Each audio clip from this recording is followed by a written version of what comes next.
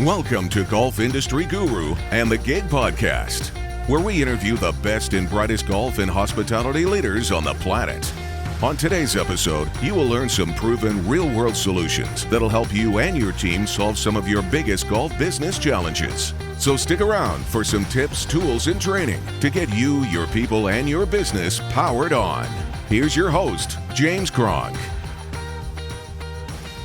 Hey, ladies and gentlemen, and golf industry guru listeners, it is your host, James Cronk, and we are here for another gig podcast where we bring you gurus from around the world that are experts at what they do. And I will tell you right now that I do not know anyone else in the industry in my travels that does what this gentleman does, at least as well as I know he does it.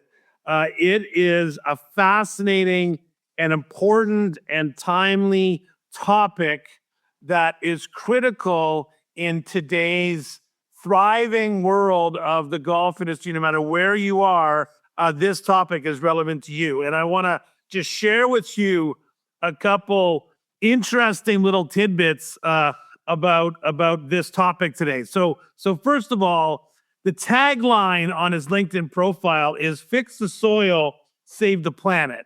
Number one. So that'll give you some idea. Number two, in 2025, he won the Net Zero Trailblazer Award, which I want to hear more about that. Besides the fact that he has an amazing service dog, Henry, that he takes everywhere he goes when I see him in conferences, he's known, either self-proclaimed or otherwise, as the soil surgeon. And more importantly, on his website, on his homepage, this is what I love as an operator, as someone that cares about the world and about the planet and about golf and about the environment, because that's the business that we're in. Parker Cohn, who's our guest today, claims and has proven that by managing soil, 40% less water, 60% less fertilizer, and 90% less pesticides. So, man, I have got a bunch of questions. I can't wait to learn more. But ladies and gentlemen, our guest today on our podcast is Parker Cohn, Performance Resource Management. Parker, welcome to the Golf Industry Guru podcast. Thank you for that intro, James. Quite big shoes to fill here. Let's see how we do. See how we stand up. Yeah, I've you and I connected over a year ago, and at a conference, just randomly sat down beside each other in an idea sharing session. And I got to tell you, Parker, it probably took me like about 4 conversations with you over a beer or about hanging out with Henry before I actually even truly figured out what you do and what services you provide. But as I've done more research, and I love, for those of you that can't see us, in Parker's background screen is a picture of Oracle Park, which is another question I got to add into my list of questions. But let's just get started, Parker. Tell our listeners about your journey from, mechanical engineering, which is like where you got for school, to what you do now, which is really, man, you're all about the soil. And so please take your time. Tell our listeners about what you do and what Parker Cohn's all about. All right, we'll frame up with some context. So mechanical engineer to soil surgeon, quite a drastic jump. So we'll focus on where it started. So mechanical engineering started from really my father, who put the U.S. News World Report top degrees every year it came out when I was in high school. He'd have that on my desk for me to look at and start thinking about. The expectation is you go to university and you prepare yourself to do something and pursue something that you love to do, to pick your problem out for your career.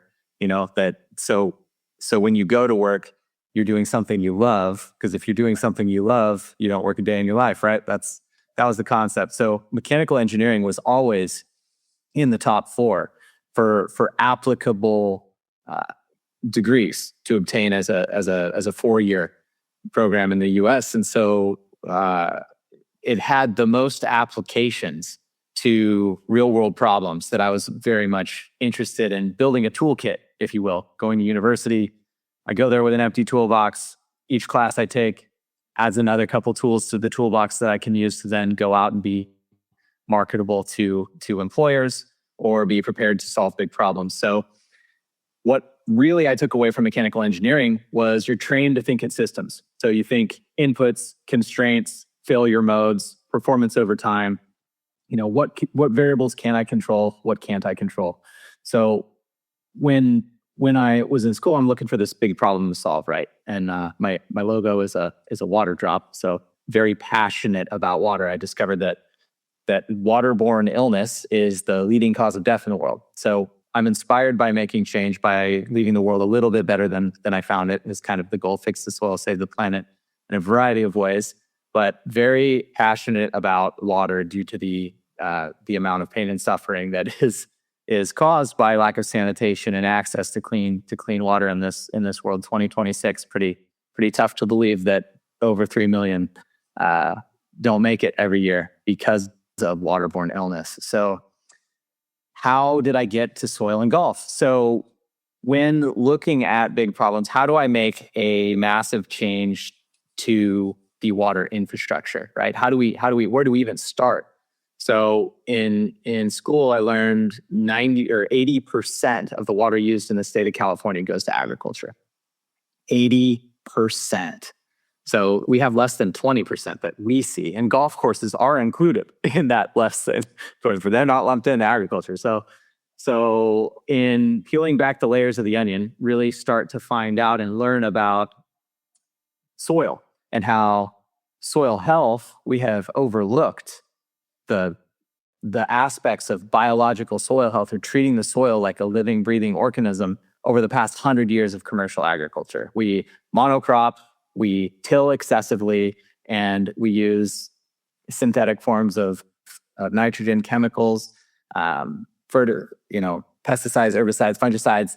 We destroy our soil biome, which feeds us, right? We rely on our soil to produce crops that we feed our feedstock and our cattle and our chickens and our pig. Everything in our food system relies on healthy soil. And so when I learned that the soil biome was largely ignored, I started working with soil biology to see, all right, how can we can actually affect physical and chemical properties of soil by regenerating the soil simply with the right population and the right biodiversity, the right microorganisms to solve problems that exist in the soil. So if we have and it's not a silver bullet by any means, but we can go out and identify what problems are in the soil. Say we have a lot of runoff, we have a lot of evaporation, we have a lot of compaction, similar to these water saving statistics that you threw out in the intro, is that if we resolve compaction with the right biology, we'll have better water efficiency or performance of that water per gallon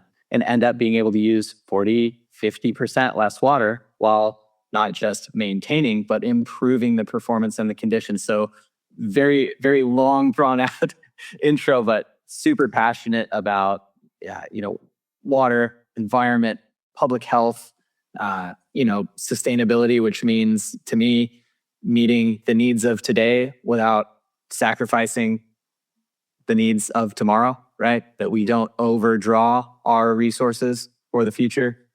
And we're, operating as efficiently using what we know to make better decisions tomorrow, not just criticizing decisions made in the past based on new knowledge from today. We'll get back to our conversation in a moment. But first, are you ready to learn from the world's greatest golf and hospitality industry leaders? Train your team and grow your business with a membership to Golf Industry Guru. Join for about $3 per day and give your team access to over 250 hours of courses, podcasts, webinars, templates, articles, live Q&A calls, and more. Free content samples and registration details at golfindustryguru.com. This will not be the first time that I sound like a guy that doesn't know much about agronomy, but this is the first time in this podcast I'm going to sound like a guy that doesn't know much about agronomy, because every time I listen to you, and I've listened to some of your work and your podcast and some other stuff, I'm always learning, Parker, about soil and I had never thought about soil. And you talk about soil being an underutilized asset, and I I also quickly would like you to chat about some of the success that you've had in what you do, because this is not just a theory. There's a reason why you've got Oracle Park in the image behind you. I have seen some of the testimonials on your website about golf facilities that have literally their superintendents are saying, I have better grass and I use 60% less pesticides, or I use 30% less water, or I use 50% less fungicides, whatever it might be. So can you talk about some of the success you've had in the work before we get into the work that you do specifically and how it happens? Can you talk about just some of the projects that you have been participated in and have got to this point in time in your career? Yeah, absolutely. So from a high level, and the problem that we typically come in and we solve is if there's areas that are dry or there's areas that are compacted, we typically use more water, or we use wetting agents or chemicals, or we're not really treating the core cause. So that's where we come in using biology, actually using the building blocks of the terrestrial world. We start moving from a treating the symptoms use case to actually treating the problem, the core problem. So we're shifting from a mindset of a hardware first mindset to soil as an infrastructure. Because folks, it's very common, and owners and managers and operators, superintendents will very much resonate with the, oh, it's been 20 years, you need an irrigation system, right? You need to spend $4 or $5 million. So we're not replacing irrigation systems when we go out and start regenerating the soil. It's an ongoing process where you can invest proactively and see those results return over time. So some of the projects will start with golf. We'll start with Brentwood Country Club, where we came in to alleviate compaction. They had very compacted roughs. This is post-COVID, where we went from having 2 carts per foursome go out to 4 carts per foursome, maybe 5 carts per fivesome, right? Yeah. For folks to get outside and to play golf and enjoy playing golf with their friends. And so our roughs and our fairways, all of our areas of compaction was golf carts driving. Golf cart weighs what, 800, 900,000 pounds plus whoever's in it and what's on it, is now you're doubling your traffic on your on-off areas, on your fairways, on your roughs. So the roughs were so compacted, the kikuyu grass was growing flat or laterally rather than growing up. So it was very difficult to hit, for the roughs to even hold the ball, which is their job, right? You miss the fairway, the rough holds it for you. That's what it's supposed to do. And then to hit the ball, if the ball did stop on the rough, it's kind of like you're hitting off hard pan. So what happens with water when you have that, that turf that's growing laterally, that's pretty much on concrete, that's super hard, that bounces off, is that water either runs off or it puddles and evaporates, right? It's simple physics. The more compacted a soil is, the more like concrete it is. Therefore, the more the water will not go into it, the more the roots will not go into it, the more the nutrients that are in the soil are not available to the plant. So when we designed this program around alleviating the compaction, we saw the water start to go into the soil, right? As the soil becomes less compacted, the grass starts growing vertically, starts getting denser, greener, all while using less water, because the water that we're using is being used more efficiently, more effectively, because the soil actually uses the water. The soil is the operating system for the golf course, right? You get your soil working for you, you get more water efficiency, you get more nutrient efficiency, and you ultimately, what we all want is a golf course that plays better, right? And has better economics. We're spending less money. We have more opportunity to make more money by hosting more events and have that golf course be top quality, playable condition, a day following a member guest.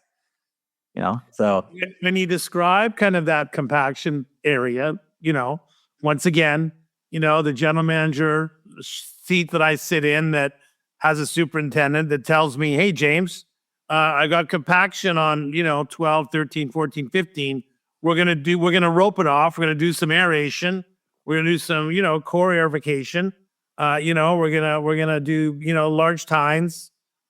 Golfer's not gonna like it. I mean, that's the typical solution. In my limited knowledge as an agronomist. What's different, Parker, about what you would do in dealing with the soil? Like what is the actual application difference there? So the actual application in regenerating the soil versus punching holes or physically aerifying is that with every irrigation cycle, we're injecting or applying, think of it as micro or nano aerification, because we're using teeny tiny microscopic organisms to do the work of nature, to cycle carbon, to break down organic matter, to open up that soil, to free up that pore space, to get more air to flow, to get more nutrients to be available to the plant. All these things add up over time, and one of them being compaction. So, I am very much aware that and this is when it comes up that you've gotten rid of compact. You're going to get rid of aerification for us too, huh? On top of saving us water and doing all these. It's like, look, we're going to improve the health of the soil across the entire property, everywhere your irrigation runs. Now, one of the benefits, and I would turn it around and I'd say, why do you aerify? Why are you aerifying? Why are you blanket aerifying 2 or 3 times a year?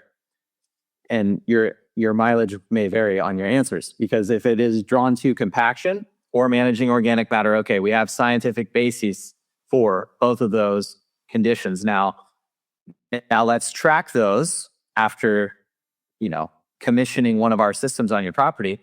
We're going to be tracking our compaction and organic matter across your facility, particularly areas that you have historically had, major, we're aerifying this fairway extra every year or something. And on a blanket, let's treat it like a blanket aerification of, say, 15 fairway, because it's always so compacted. Well, when we start to see that compaction decrease, that root zone increase, the pore space actually increase of that soil type, and we're saying, well, why are we aerifying this year, right? What are we aerifying for? Are we aerifying for the compaction or for the organic matter? If we get to a point where we can show this progress, now it goes from being something being imposed on a superintendent who maybe has spent 20 or 30 years, maybe more, growing grass, aerifying 2 or 3 times a year. Now they start to learn and they start to adopt. Now it's their own idea. Well, now we don't need to do all of 15. We'll just do the on-off areas of the cart path. And now to your membership, or your constituency, whoever's paying to play at your facility, now they're not seeing holes everywhere. They're likely not even noticing where you are punching holes. And now you start going from your larger tines and pulling cores, which take time to heal, to more targeted aerification with, maybe smaller tines, needle tines, where we're still venting. We still are compacting we're not getting rid of compact. We still play, we walk, we drive carts, we still compact the soil. There still are benefits to it, but maybe we don't have to shut the course down for 2 or 3 days and deal with complaints for a couple of weeks while it heals.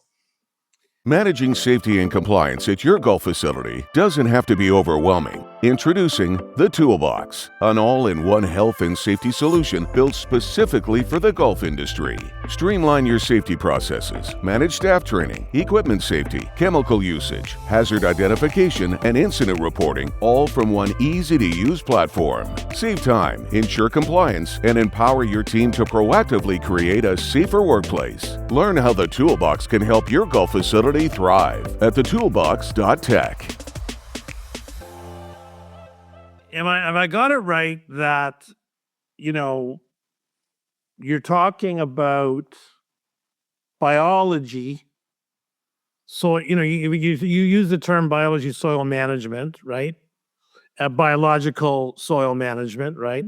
Which I think is the advancement that you're talking about. You talk about using, like when you go to a facility, in Oracle Park, because I'd like you to tell that story, but like, how did you help Oracle Park? Like, what did you actually do? Did you spray stuff on the grass? Did you, do some aerification, some small, tiny aerification? What are you bringing? What's the equipment that you're bringing? What are you actually doing when you go to a property to help them improve their soil health? Good question. So we always start with a baseline assessment. So where are we? What are our problems? Let's diagnose our problems so we can then design a solution that we can track going forward, right? So when the Giants asked me to come out, we started with a baseline assessment. What we did was we go around and we look at the physical, chemical, and biological properties of the soil. We identify what are our biggest challenges, where are our problems coming from. So Oracle Park, their main problem was black layer, which is a anaerobic, foul-smelling layer that forms underneath the surface about 2 to 3 inches below the turf, that locks up nutrients, locks up water, holds moisture, fosters disease, creates an unstable playing surface. So when you see a foot slide out, on TV, or you see a line drive go into the outfield and rip out a divot, like a golf-sized dollar bill divot, you're typically seeing a result of black layer. Like that is the black layer is the symptom to the instability that you see on the surface. Now that poses a risk to the players. It's costly to manage because it fosters disease. It's kind of like having wet socks and never changing them. You're going to need some spray for that. So we use fungicides, and the industry has to treat for the symptoms of that environment. That wet holding restricts the root zone, slips out. Does not the antithesis of resilience, right? And so we design our program around that. We also look at other physical properties, compaction, and the nutrient profile on the chemical side, and some biological properties to be able to. But once we know it's black layer, we pretty much know what we got to do in order to resolve that. So we use prescriptive biology to use the fundamental microorganisms that break down, cycle anaerobic organic matter, that black layer, and install. That's step one. Now, then we install the application mechanism. This is where the engineering hat is very helpful. Is we have irrigation systems that vary across every golf course has a different irrigation system. Every ballpark has a different irrigation system. Every farm has a different irrigation system. So we integrate our system with our prescriptive biology in a way that we can make applications automatically through the irrigation system. So when you're irrigating at night, we're putting out, at Oracle Park, we're putting out 40 to 60 gallons of prescriptive biology that's designed to fix the problem, which has been black layer for this field based on the way they use it. They host 81 baseball games. They host over 220 other events a year. So they're hosting concerts. They even make the ball field a golf course. They have rugby. They have soccer. They have so many different things that happen on the field that want that black layer, likes that compaction. That black layer wants to be wants to survive or thrive in that highly used turf system. But we're able to, mitigate that, reverse that, regenerate the soil throughout the course of the whole season. One of the main things that folks who live in San Francisco are like, so what do you do for the Giants? It's like, well, you remember, how they host concerts in the summertime in the outfield, there's a big yellow rectangle. They're like, oh yeah, I haven't seen that in a couple of years. How many years? They think back and they're thinking and doing that. That's what I do for them. I get rid of that big yellow rectangle because we have a healthy soil that we regenerate, every day. It's a constant process. We're constantly regenerating the soil to be able to provide a healthier, safer, more efficient playing surface, for the professional athletes, also for Taylor Swift, Grateful Dead, Kendrick, Green Day. When you go, so once again, I'm the neophyte. So a biological solution, microorganisms. Is it always? I assume it's not always the same. It's after the assessment that you, and I mean this in all due respect, come up with your concoction of application, right? And then is it different for golf courses? Like, first of all, how does a superintendent or a GM or whatever identify, like, assess their soil health? How do they know if they have a problem? Like, does everyone have a problem? Can every golf course, reduce, pesticides by 90% and water by 40%? Or does it depend on a variety of factors and timing and blah, blah, blah, blah, blah? It's a really good point you bring up is mileage may vary. So our problems that we solve in the soil and the problems that we have vary tremendously from property to property, region to region. Certain areas will have similar problems than others. But when we go to use prescriptive biology, it's very much similar to if you've ever had like a sinus infection that won't go away. You go to the doctor a couple times, maybe they put you on an amoxicillin the first time around. Well, then you come back in a few weeks later, you're still sick. They're like, hey, we've found out, we'll get you a Z-Pack and you'll be good. Because they've treated hundreds of cases with that Z-Pack, and all the doctors talk and they talk about what's working and what's not working. So that's kind of what we do, but think of it as probiotics, right? For the soil is when we have like a black layer scenario, like it doesn't make sense for us to create the product that would be a silver bullet, because we're going to be spending money on stuff that we don't need, on the bacteria that we do not need to solve that problem. So if we can isolate what the problem is, selectively use the tools that fix that problem for us, then we can create something that can provide a customer with a return on investment, a multiple in a year, right?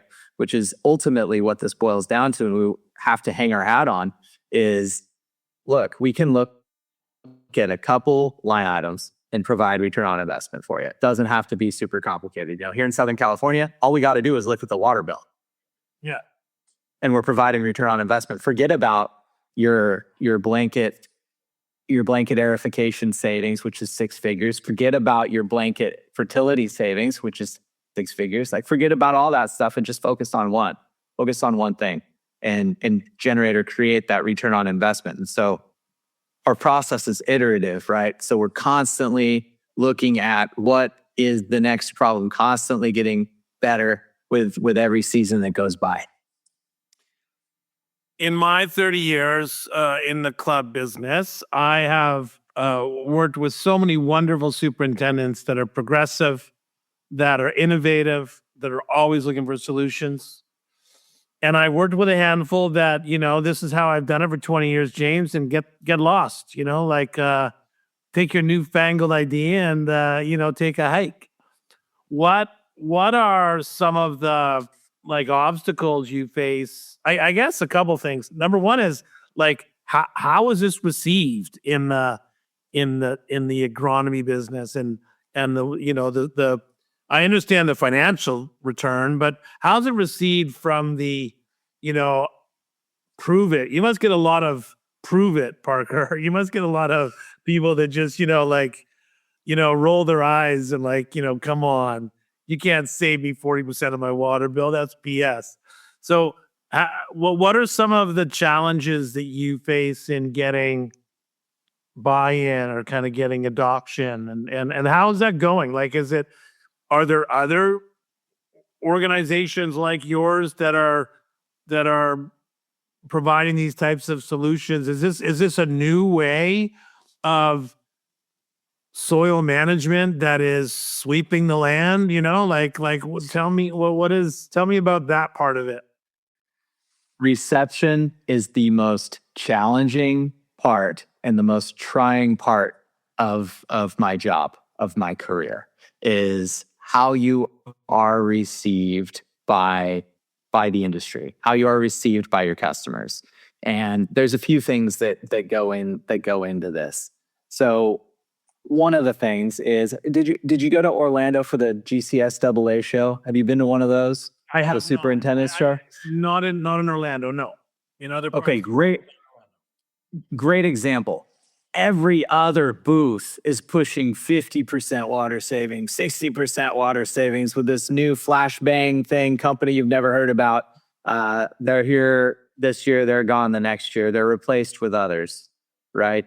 the most challenging thing in my day-to-day is dealing with the perception of what others have come before me and have burnt those bridges of, this is too good to be true. We tried that. We tried the biology, the biologicals or the soil amendments, or we tried that, whatever. So one of my core challenges is educating folks, getting them to see what is different about what we do. We have a process that we follow, and we have a track record that's better than our process, right? So the others, I say the others, the competition, lumping their programs, thoughts, ideas, inventions into the biological world, I really try to educate on what our method is, what we use, how we do it, and lead by example. So when I come out and I say, I save 22 million gallons of water a year at Brentwood Country Club, that's not my data. That's LADWP's data. That's the largest utility in the country. It's also overseen by Metropolitan Water District of Southern California, the largest water district in this country, right? It just got announced I'm presenting at AWWA ACE 26 in DC in June, which is like the largest water conference in the country. And it's in conjunction with Metropolitan. So I really have to lean in my strategy to deal with the critics, to deal with the, dismissal.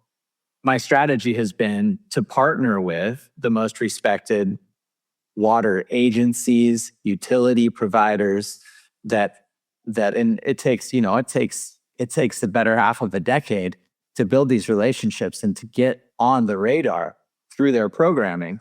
But now we're going and presenting at the biggest water conference in the country alongside the biggest water provider. So my angle in and the way that I deal with reception is I really try to lead with credibility.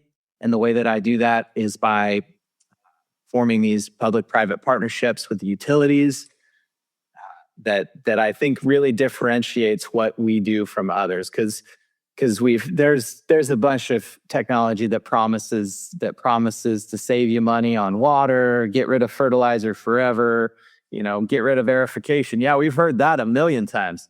But how many folks, turn around a program and give you a utility incentive that's bigger than what you paid then for your first year, right? That you're saving. So that's been my strategy where, Colorado River is locked up in negotiations right now. Golf course, water will always be the biggest input to golf courses. It will always be. I'm not going to change that. But what I can do is make it more efficient. And where we have one club spend $10 million, blow their golf course up, remove 40 acres of grass, new irrigation system, subsurface strip, new turf species, all that's important, right? But then when we save more water simply by regenerating the soil for a cost that's a couple percent of what that total cost is, and the course doesn't shut down during it, that's really the story that I got to lean into and I got to tell to help educate and help really position myself and my company as a useful, valuable contributor to the industry. We're very much on the side of making golf economically successful. Did you know there's an easier way to manage risk at your golf facility? eGolf Waiver makes collecting signed waivers quick and hassle-free. Digitally gather signatures from your members and guests, whether they're checking in at the golf shop or at the bag drop. Keep your club safe from legal exposure, frivolous claims, and rising insurance premiums. Plus, our Lightspeed POS integration will enhance your workflow even further. Visit egolfwaiver.com today and safeguard your club's future. I'm going to ask you a loaded question. Are you ready? So if I wanted to kind of turn that around a little bit, I say this all the time. Scott and I, we have a self-serving agenda that we tell people all the time is a self-serving agenda. If you don't train your people you're not going to deliver great experiences, and ultimately your business is going to fail. However you want to measure that, like that's just the reality, right? If you don't have great people that are trained at what they do, you're not going to beat the competitor down the street. So, but everyone says, well, of course you say that because you're in the training business. You're in the training people business. Of course you would say that. And I always say, but let me get this straight. You spent 40 grand last year on bunker sand, but you won't spend $400 on training your leadership team on how to be better motivators. Like, give me a break. So here's my loaded question for you, Parker, because I have been to enough events globally in the last 3 years to say that I think the golf industry is a little lackadaisical about water and the restrictions, the costs, the legislation, the risk, the public revolt on all the potential dangers that could happen to the golf industry to protect a bunch of old people whacking a white ball around. At some point, when push comes to shove, the masses are going to get their way. So when you talk about water and saving water, reducing water, having stats, having data, my loaded question to you is this. On a scale of 1 to 10, where do you think the industry is in having a perspective on water management, and where do you think they should be? Do you have a similar thought about the fact that, boy, I tell my buddies when we're talking about water, and I talk to utility companies, like the golf industry really is a little blind or not wanting to face whatever. There's no one's fault. It's not like people are intentionally don't give a shit about water. Everyone cares about water, but when you're in the water business, you have a bit more of a perspective, right? So, however you want to answer that loaded question, what I wanted you to tell me is, like, the people that are listening to this podcast, what are some things they should know about water? Water is your biggest input. You're not going to change that if you're growing grass to play golf on, right? That's really important. Where do you buy your water from? What's your water portfolio look like, right? Do you have reclaim and potable and some surface water in ponds? If water is always going to be our biggest input, we should diversify our portfolio if possible, if we can, form those relationships with the water providers, because your water is cheap. Your water is too cheap. Water right now, everywhere. I mean, you talk to the top consultants that have been working in water for twice as long as I've been alive, and our water is very inexpensive here, right? So what can you do to preserve your conditions, to preserve your quality, your reputation, while securing your water for the future? So don't wait until your contract expires to renegotiate for your water rates. Have that be a proactive conversation. Do not be afraid to be early to that conversation, right? Great example from the city of Los Angeles. We've got over by Griffith Park, there's a few golf courses, and their rate for reuse, for reclaim, went from $1, I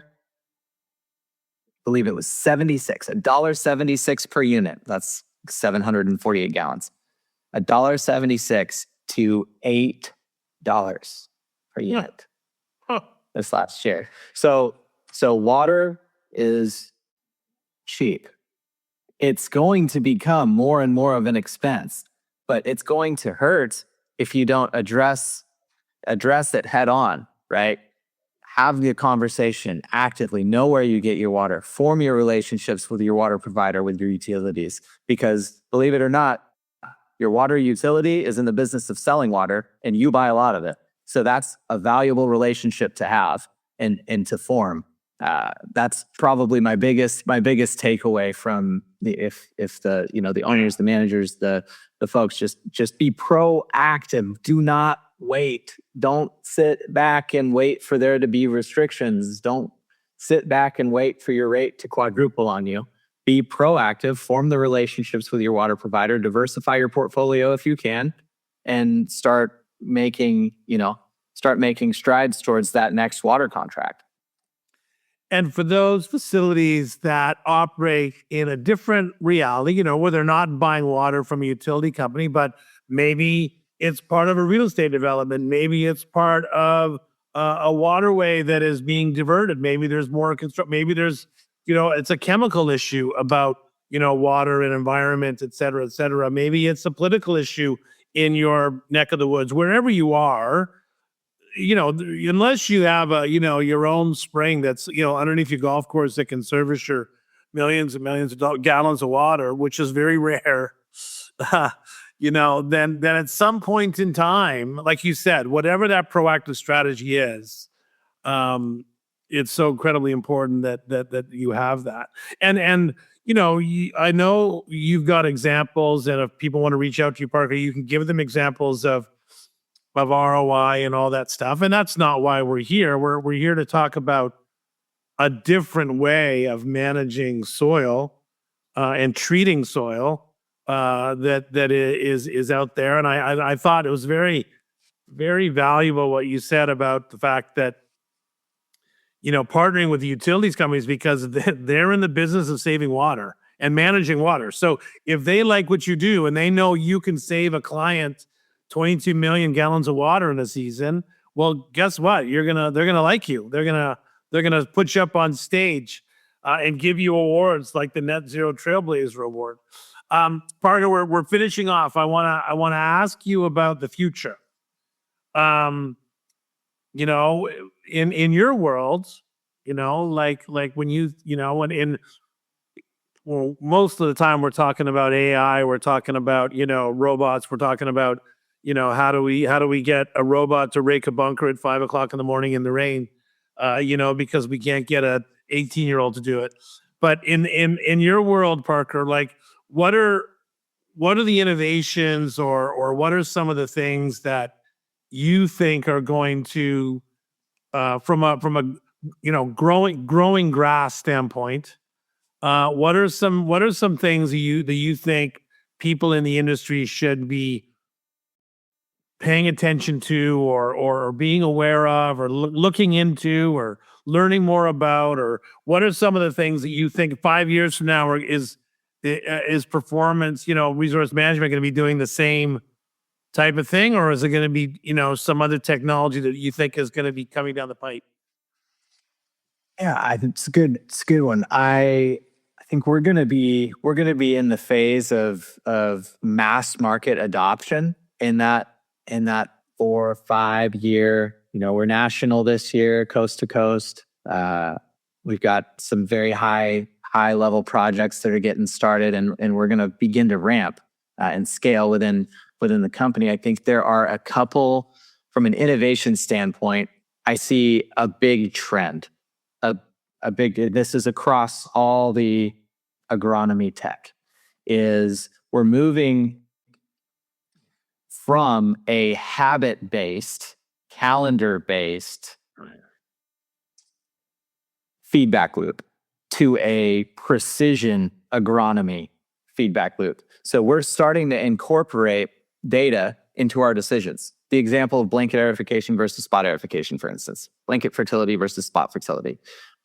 I think to create a uniform, high-performing playing surface that is as efficient, economically sustainable, and environmentally sustainable, just list it, but economics first. I see this precision agronomy movement of taking data from your facility, interpreting that data, and making data-driven decisions on your property to be more precise with your labor, with your water, with your fertility, your inputs, your chemicals, your irrigation maintenance, everything. I think that is what I'm most excited about to see in 5 years is more clubs, more properties, public, private, mixed, making precision agronomy decisions across the facility, not just on the turf side as well, but also,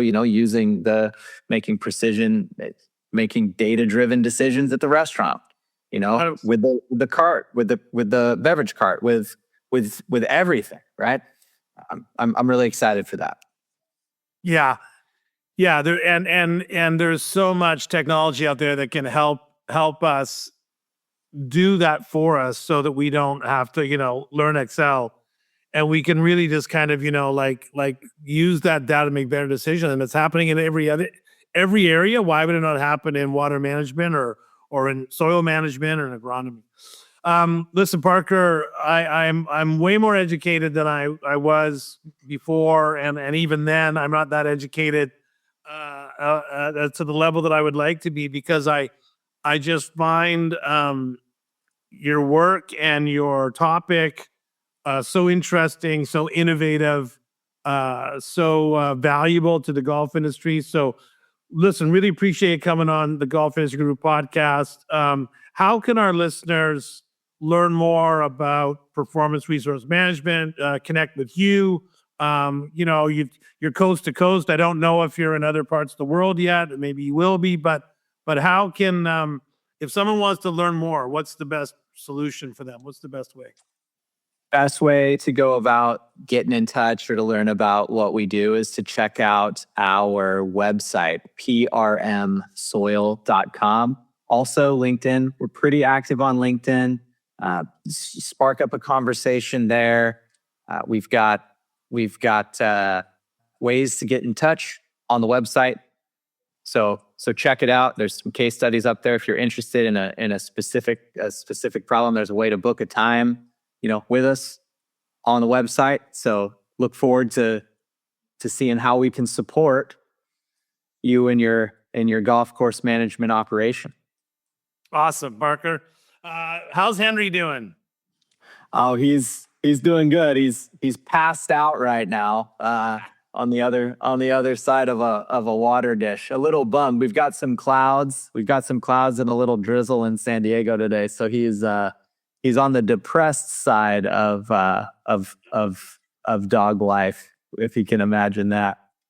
Well, ladies and gentlemen, if you ever get to the GCSA or the GBC conference or the PGA show or whatever, if you see a beautiful, lovely, well-behaved dog on a leash walking around, Parker is probably holding it, so you can just walk up and say hi to him. But Parker Cohn, thanks so much for being on the Golf Industry Guru podcast. It's been fantastic having you. Ladies and gentlemen, lots of great nuggets and takeaways there for you to take back to your team, share with your GM. If you're a superintendent, share with your superintendent. If you're a GM or an owner, but this is a topic that is not going away. So once again, thank you for joining us on the Golf Industry Guru podcast. And as always, we will see you next time on the inside. Thanks for listening to the Gig Podcast. We hope you enjoyed this episode, and mostly that you learned a few things that will help you improve your business. Join us next time as we continue to bring you the best and brightest golf and hospitality leaders on the planet. Thanks for listening.